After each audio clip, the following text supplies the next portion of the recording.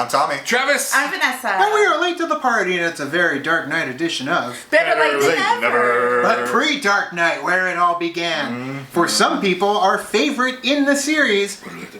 And it all started with a mouse. No, it all started with Christopher Nolan and a flying mouse. Batman Begins. It's a rat with wings. This is your choice here, Thomas. You picked this as your second pick for favorite comic book movies that we haven't already done. Yeah, like I said earlier, like I was talking to these guys off camera a little bit. These aren't necessarily my favorite comic book movies, but I think the most influential. Because I love the original Batman. I'm going to break some hearts here. I'm sorry, Vanessa. Go ahead. I'm not a big fan of Tim Burton. Never have been. I think he's an overrated filmmaker. That being said, the original Batman and Big Fish are two of my favorite movies. But this one, to me, started off and showed Batman in a new light. Like, this is the Batman that I knew reading comics. Not the, bad card, never leave home without it. No, that's not my Batman. My Batman is, I'm going to break your neck. That's perfect. Because Batman Begins is a comic book that has storylines based off of Batman Year One, Yep. Batman The Man Who Falls, Batman The Long Halloween. Yeah. So they're very dark, very different stories, and I really like it. So this Batman Begins, Vanessa, did you know it was released on June 15th of 2005? I did know that. Did you know what the budget was? I don't. It was $150 million. The box office of $375.2 million. Yeah, Okay, so it doesn't even... Okay, keep going. Yeah, so we all know it was directed and co-written by Christopher Nolan. And Jonathan Nolan, too, right? Yep.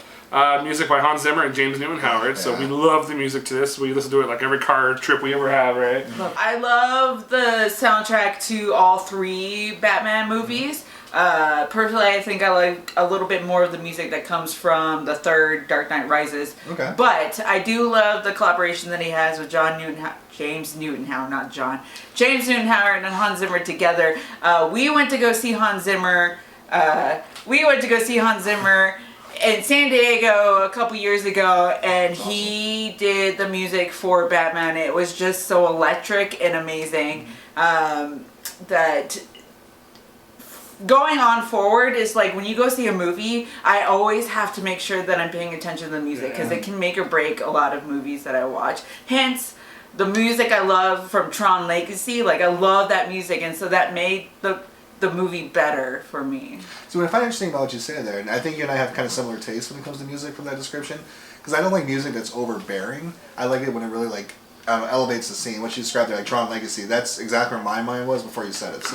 So let's take a look at one of the original trailers for Batman Begins. Back in time, shall we? I'm Batman. Are you? Tell us, Mr. Wayne.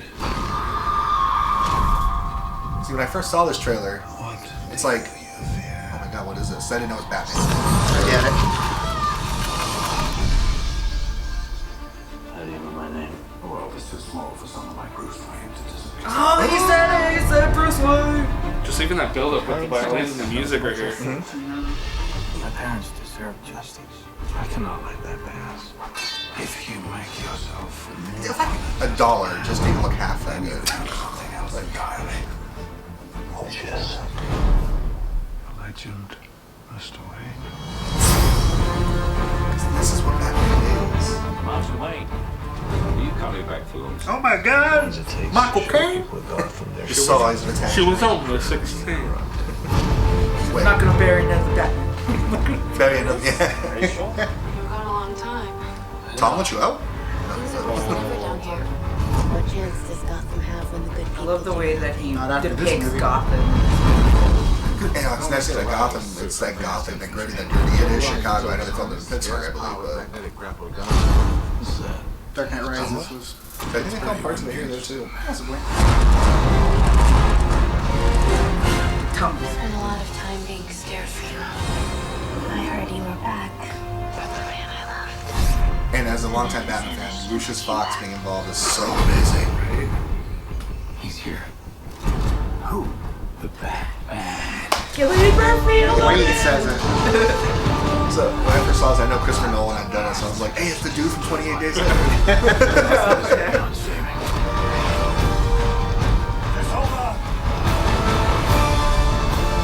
Are we gonna get one? We're gonna get one? there it is. And they did when they showed the image of the horse breathing fire alarm. Mask. Oh, Guy dresses up like a bat. Clearly a he bat. has issues. You won't give him a shot, Matt. No, I'm sorry. I couldn't help it. I'm sorry. I love you, Christian. Don't hit me. Clearly, we all saw this trailer. Clearly, we all saw this movie based upon this trailer. Absolutely. I will say, the reason why I think that this is probably one of my favorite out of the trilogy for Christopher Nolan is, one, he uses a villain that we've never seen as far as live action goes 100%. in Scarecrow.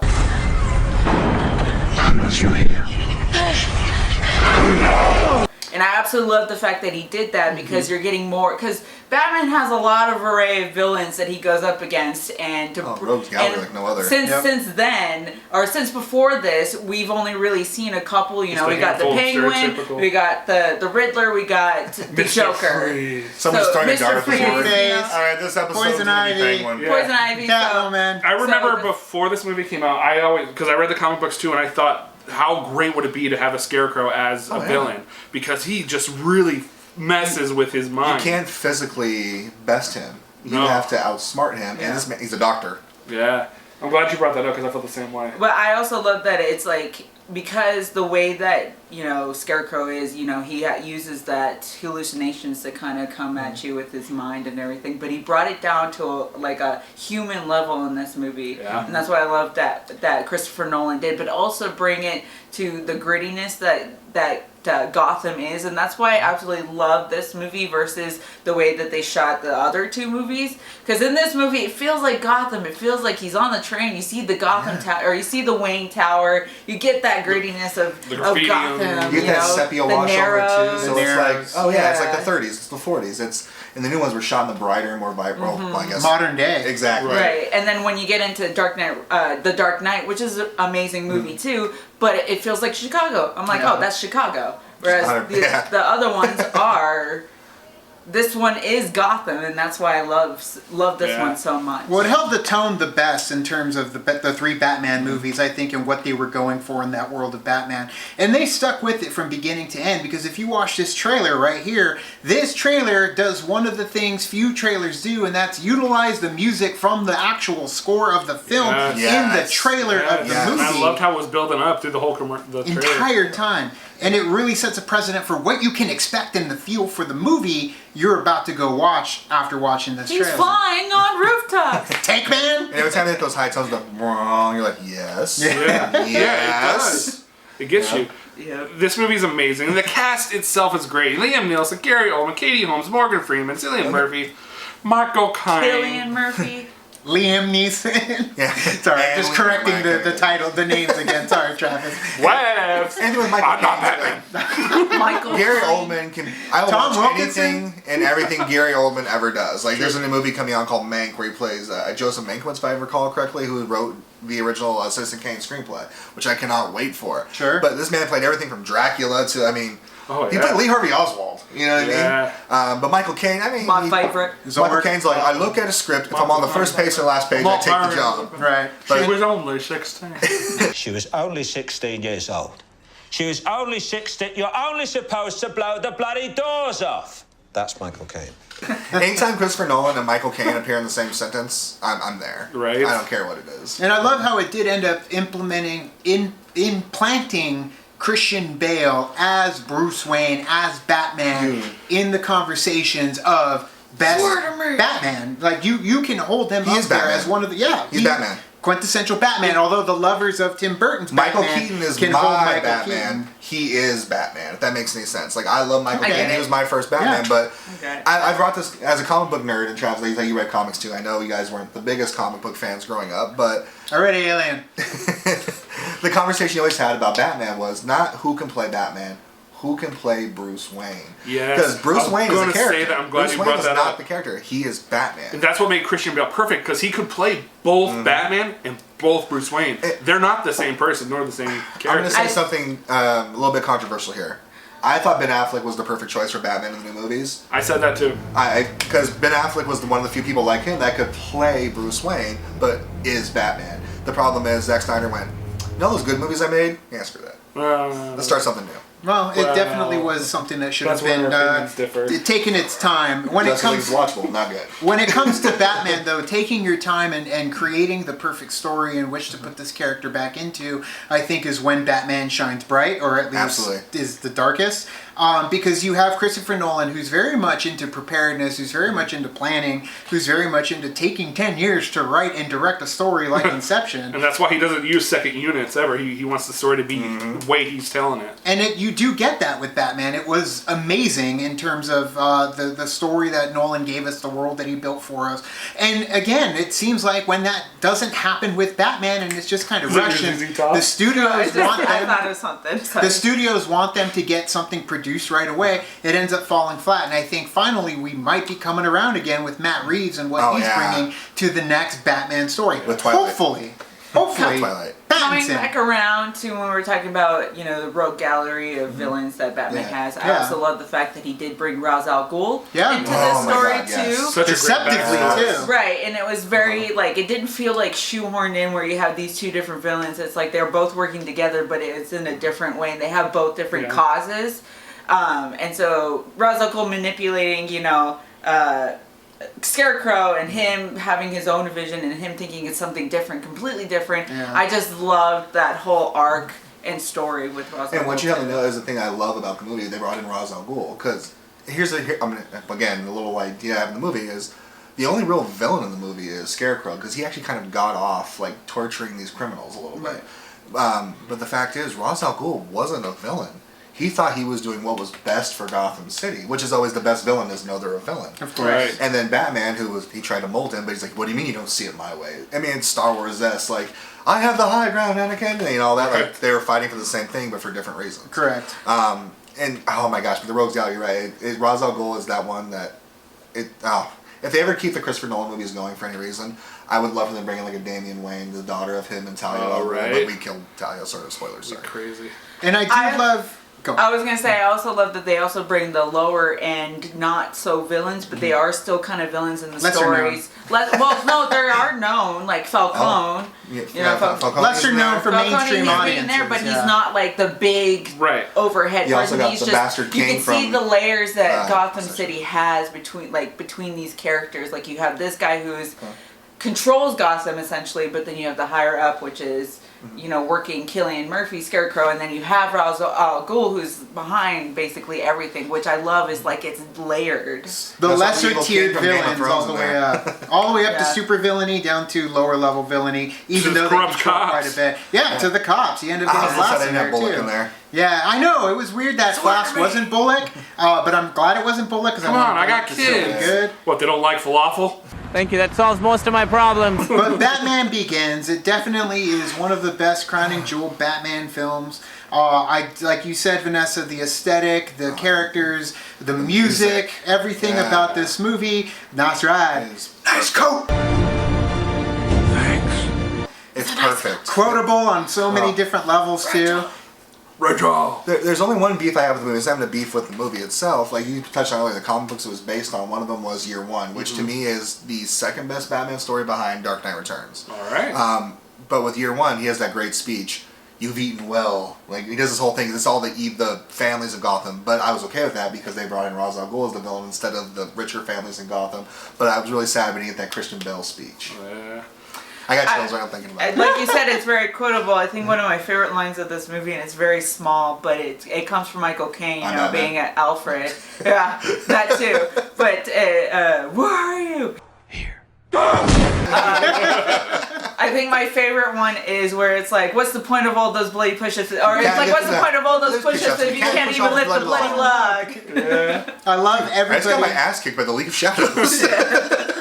I love everybody in this movie, the actors. I really wish they hadn't gotten rid of Rachel and switched over to Rachel. But it was Katie Holmes. Tom Cruise and Katie Holmes. Yeah, Katie Holmes to Maggie Gyllenhaal. I do like Maggie Gyllenhaal, but I don't like when they change it up, especially when the story continues. And I get it. That was Katie Holmes' decision and Tom Cruise and the whole crazy. But I would have preferred to keep my consistency going into the next one. That's why I like this movie so much too, because she's Rachel Dawes. So I did. It was missing a little bit going into the second movie already when you start changing up those characters, but still, how do you Work with War Machine.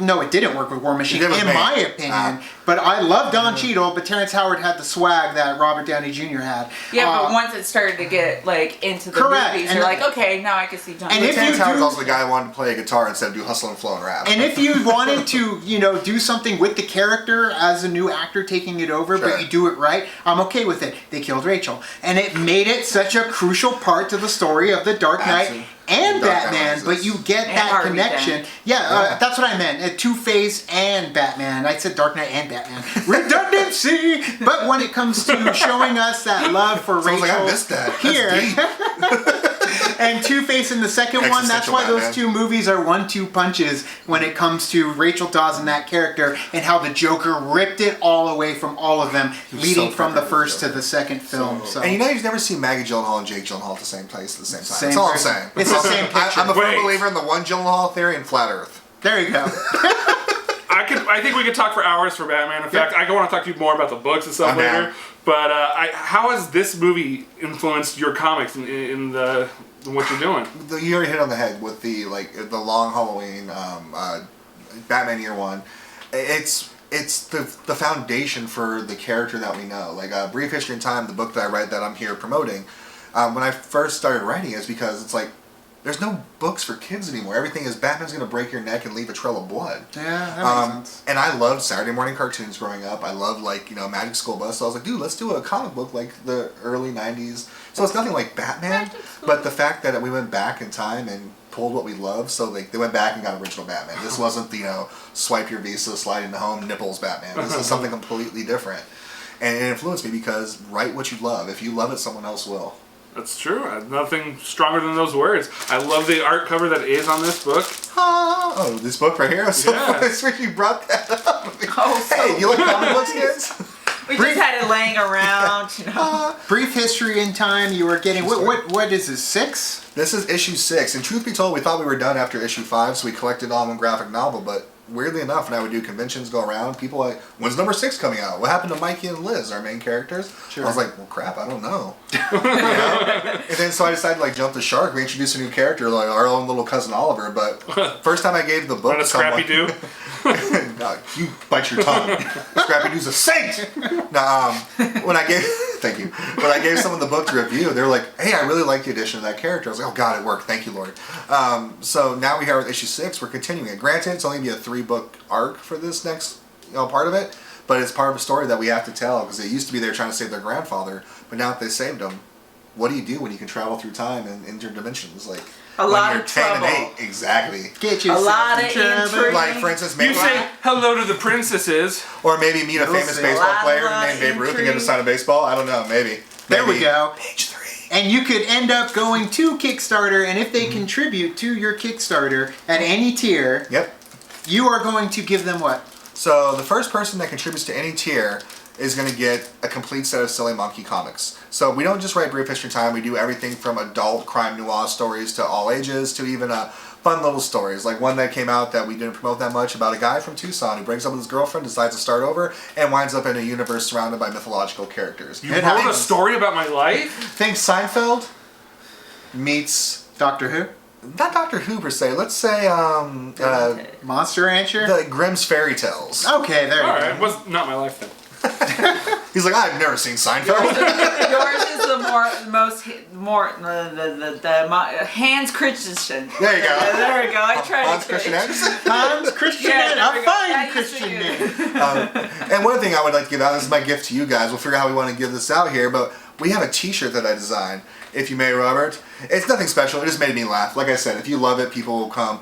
I thought this was funny, so I made it. It's a cat with a mustache that says Soy La Noche. Since we're watching Batman, it makes the most sense. It looks like I am the Batman. knight.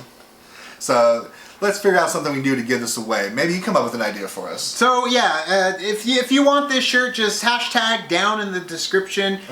Just hashtag down in the comments below LTTP, and we'll pick one at random to Give me send that the shirt funk. to. Now I Hashtag assume give me that funk. you can just give us the size and we'll send you the shirt, or does it have to be the? So this is the only one I have left. Okay, so if you're large not or large- nothing.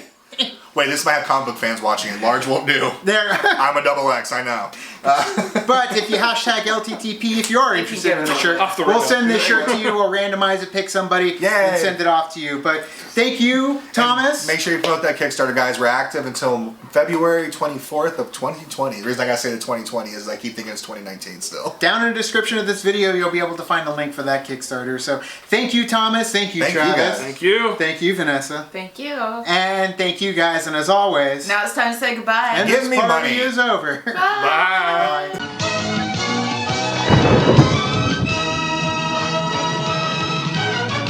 I don't want to bury you, Batman. I will not put you in the ground in a little box. I will not do it, Master Bruce. I will not do it. I'm not going to bury another Batman.